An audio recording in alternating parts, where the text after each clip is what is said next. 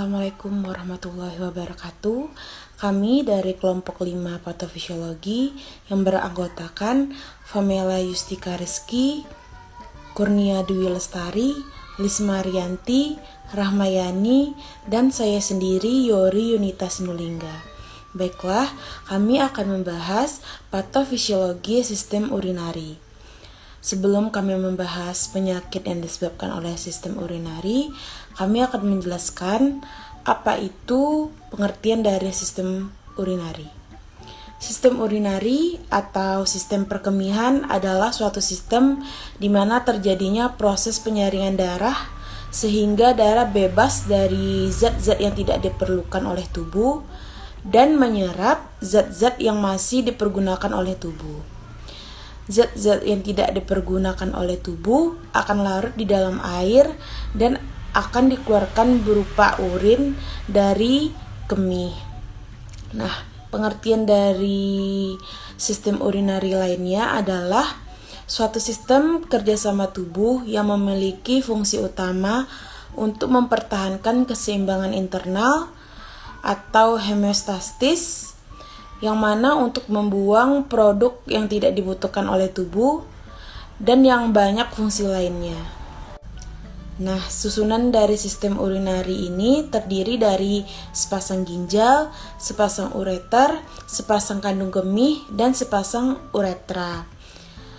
Patologi dari sistem urinaria ini, yang pertama kami akan membahas urinary calcusi atau batu ginjal. Yang kedua kami akan membahas acute kidney injury atau AKI. Lalu ada chronic kidney disease atau CKD dan infeksi saluran kemih yang biasa kita singkat dengan ISK.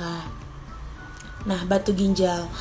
Batu ginjal adalah massa keras seperti batu yang terbentuk di sepanjang saluran kemih yang bisa menyebabkan nyeri, pendarahan, penyumbatan aliran kemih, atau infeksi. Nah, batu ini bisa terbentuk di dalam ginjal maupun di dalam kandung kemih. Proses pembentukan batu ini disebut dengan urolithiasis. Selanjutnya kita akan bahas tentang etiologi batu ginjal. Nah, secara epidemiologis ada beberapa faktor yang dapat mempermudah terjadinya batu saluran kemih ini atau batu ginjal ini. Nah, yang pertama ada faktor intrinsik. Faktor intrinsik ini meliputi yang pertama herediter atau keturunan. Yang kedua meliputi umur atau usia. Usia yang rentan terjadi atau mudah terjadi biasanya pada usia 30 sampai 50 tahun. Yang ketiga ada jenis kelamin. Nah, jenis kelamin biasanya pria 3 kali lebih mudah terjadi daripada wanita. Selanjutnya ada faktor ekstrinsik. Faktor ekstrinsik ini meliputi geografi, iklim dan temperatur, asupan air, diet, dan pekerjaan. Nah, pada air dan tingginya kadar kalsium maka dapat mempermudah terjadinya batu saluran kemih. Nah, pada pekerjaan, riset menyatakan bahwa pekerjaan yang lebih banyak duduknya maka akan lebih mempermudah terjadinya batu saluran kemih ini. Selanjutnya ada patofisiologi batu ginjal. Batu saluran kemih dapat menimbulkan penyulit berupa obstruksi dan infeksi saluran kemih. Manifestasi obstruksi pada saluran kemih bagian bawah adalah retensi urin atau keluhan miksi yang lain, sedangkan pada batu saluran kemih bagian atas dapat menyebabkan hidroureter atau hidrinefrosis. Nah, batu yang dibiarkan di dalam saluran kemih dapat menimbulkan infeksi, abses ginjal, pyenefrosis, urosepsis, dan kerusakan ginjal permanen atau gagal ginjal. Selanjutnya kita akan bahas tentang AKI atau disebut juga dengan gagal ginjal akut. Nah, gagal ginjal akut ini adalah gangguan yang terjadi pada filtrasi dan ekskresi pada ginjal. Nah, biasanya ini terjadi dalam hitungan jam, hari, bahkan dalam hitungan minggu. Patofisiologi penyebab AKI atau penyebab dari gagal ginjal akut ini. Nah, patofisiologi yang pertama ada penurunan perfusi ginjal atau disebut juga dengan prerenal. Yang kedua ada penyakit intrinsik ginjal atau disebut juga dengan renal. Yang ketiga ada obstruksi renal akut. disebut juga dengan postrenal. Nah baiklah, saya akan melanjutkan penjelasan dari Lisma, yang mana tadi Lisma menjelaskan bahwa ada 3 penyebab utama dari penyakit aki. Nah, yang pertama itu saya akan menjelaskan mengenai penurunan perfusi ginjal atau prerenal. Itu adalah salah satu penyebab utama penyakit aki, yang mana pada hipoperfusi ginjal yang berat serta berlangsung dalam jangka yang waktu cukup lama, maka mekanisme otoregulasi tersebut akan terganggu, di mana arteriolnya mengalami vasokonstriksi dan terjadi kontraksi mesangial dan peningkatan reabsorpsi natrium dan air. Nah, keadaan ini disebut dengan prerenal atau gagal ginjal akut fungsional, di mana belum terjadi kerusakan struktural dari ginjal tersebut. Nah, selanjutnya adalah penyakit intrinsik ginjal ataupun renal. Nah, gagal ginjal akut intrarenal merupakan komplikasi dari beberapa penyakit parenkim ginjal. Nah, berdasarkan dari lokasi primernya, kerusakannya itu ada pada tubulus ginjal, ada pada pembuluh darah besar ginjal, ada juga pada glomerulus, dan ada juga pada interstital ginjal. Nah, selanjutnya itu adalah yang ketiga, yang mana adalah obstruksi renal akut atau postrenal, yang sering kita sebut dengan GGA postrenal. Nah, GGA postrenal ini merupakan 10% dari keseluruhan dari GGA tersebut. Nah, penyakit ini disebabkan oleh obstruksi intrarenal dan eksternalnya. Nah, obstruksi intrarenal terjadi karena deposisi kristal dan protein. Nah, sedangkan untuk yang eksternalnya itu adalah terjadi pada pelvis, ureter, dan obstruksi intrinsik dan ekstrinsiknya juga, serta pada kandung kemih dan uretra. Baiklah, setelah menjelaskan dari penyebab aki, kita lanjut ke penyakit selanjutnya adalah CKD. Nah, CKD adalah chronic kidney disease yang biasa kita sebut dengan gagal ginjal kronis.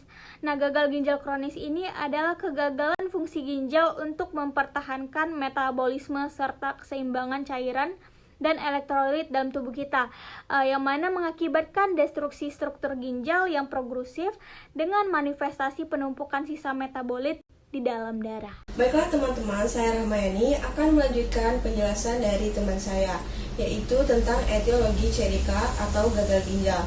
Nah, menurut Mutakin pada tahun 2019, banyak kondisi klinis yang bisa menyebabkan terjadinya penyakit gagal ginjal kronik itu sendiri. Nah, akan tetapi apapun penyebabnya, respon yang terjadi adalah penurunan fungsi ginjal secara progresif. Kondisi klinis yang dapat menyebabkan penyakit gagal ginjal kronik ini bisa disebabkan dari ginjal maupun dari luar ginjal. Nah, kondisi klinis pada gagal ginjal yang pertama itu penyakit dari ginjal. Yang pertama contohnya ada kista di ginjal, yaitu polycystic kidney. Kemudian yang kedua, penyakit pada saringan atau glomerulus yang disebut dengan glomerulonefritis. Kemudian yang ketiga ada infeksi kuman, yaitu pyelonefritis. Kemudian ada juga ureteritis. Kemudian selanjutnya yang keempat yaitu ada batu ginjal, nefrolithiasis. Selanjutnya yang kelima, trauma langsung pada ginjal. Yang keenam ada keganasan pada ginjal. Kemudian yang ketujuh ada sumbatan, contohnya itu ada batu, tumor, ataupun adanya penyempitan atau struktur. Nah, kondisi klinis gagal ginjal yang kedua ada penyakit umum dari luar ginjal. Contohnya yang pertama itu ada pada penyakit sistemik, yaitu seperti diabetes mellitus, kolesterol, kemudian ada juga hipertensi. Kemudian yang kedua ada dislipidemia. Kemudian yang ketiga contohnya ada itu SLE, yaitu systemic lupus erythematosus. Kemudian yang keempat itu ada contohnya pada infeksi seperti TBC, paru, kemudian sifilis, malaria, dan hepatitis. Kemudian yang terakhir ada preeklamsia. Nah, selanjutnya ada patofisiologi CDK atau gagal ginjal. Nah, secara ringkas, patofisiologi gagal ginjal kronis dimulai pada fase awal gangguan keseimbangan cairan, penanganan garam, serta penimbunan zat-zat sisa masih bervariasi dan bergantung pada bagian ginjal yang sakit. Nah, sampai fungsi ginjal turun kurang dari 25% normal, manifestasi klinis gagal ginjal kronik mungkin minimal karena nefron-nefron sisa yang sehat mengambil alih fungsi nefron yang rusak. Nah, nefron yang tersisa meningkatkan kecepatan filtrasi, reabsorpsi, dan sekresinya, serta mengalami hipertrofi. Nah, seiring dengan banyaknya nefron yang mati, maka nefron-nefron yang tersisa ini menghadapi tugas yang berat, sehingga nefron-nefron tersebut ikut rusak dan akhirnya ia akan mati. Nah, sebagian dari siklus kematian ini tampaknya berkaitan dengan tuntutan pada nefron-nefron yang ada untuk terus meningkatkan dari reabsorpsi protein. Nah, pada saat penyusutan progresif nefron-nefron, itu akan terjadi pembentukan jaringan parut dan aliran darah pada ginjal itu akan berkurang yang akan menyebabkan terjadinya penurunan fungsi dari ginjal itu sendiri. Nah, selesai dari gagal ginjal kronik, kita lanjut ke pembahasan selanjutnya yaitu infeksi saluran kemih. Nah, infeksi saluran kemih ini terbagi menjadi dua. Yang pertama ada infeksi sistitis, kemudian yang kedua ada pyelonefritis. Nah, sistitis adalah infeksi kandung kemih yang merupakan tempat tersering terjadinya infeksi. Kemudian yang kedua ada pyelonefritis. Nah, pyelonefritis ini merupakan infeksi pada ginjal itu sendiri. Pyelonefritis ini dapat dibagi menjadi akut dan kronik. Yang pertama, pyelonefritis akut. Nah, pyelonefritis akut biasanya terjadi akibat infeksi kandung kemih ascendens. Bisa juga melalui infeksi hematogen. Kemudian yang kedua ada pyelonefritis kronik, yaitu dapat terjadi akibat adanya infeksi berulang dan biasanya dijumpai pada individu yang mengidap penyakit batu, kemudian obstruksi lain atau reflux vesicoureter. Selanjutnya, etiologi ISK. Bakteri yang sering menyebabkan ISK adalah bakteri aerob. Pada kondisi normal, saluran kemih tidak berisi bakteri atau mikroorganisme lain. Tetapi uretra bagian bawah, terutama pada wanita, dapat dihuni oleh bakteri yang jumlahnya makin berkurang pada bagian yang mendekati kandung kemih.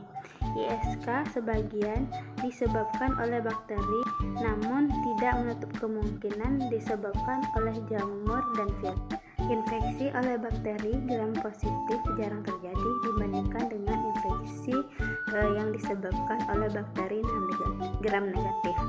Lemahnya pertahanan tubuh telah menyebabkan bakteri dari vagina, perineum, daerah dekat vagina, rektum, masuk ke dalam saluran kemih. Lalu bakteri itu berkembang biak di saluran kemih sampai kandung kemih, bahkan bisa sampai ke ginjal. Bakteri penyebab ISK contohnya ada Pseudomonas aeruginosa, Enterobacterus facialis, Enterobacteriaceae, yaitu contohnya ada E. coli, Klebsiella, Enterobacter. Selanjutnya ada Acinetobacter dan Staphylococcus saphylococcus. Baiklah, selanjutnya patofisiologi ISK.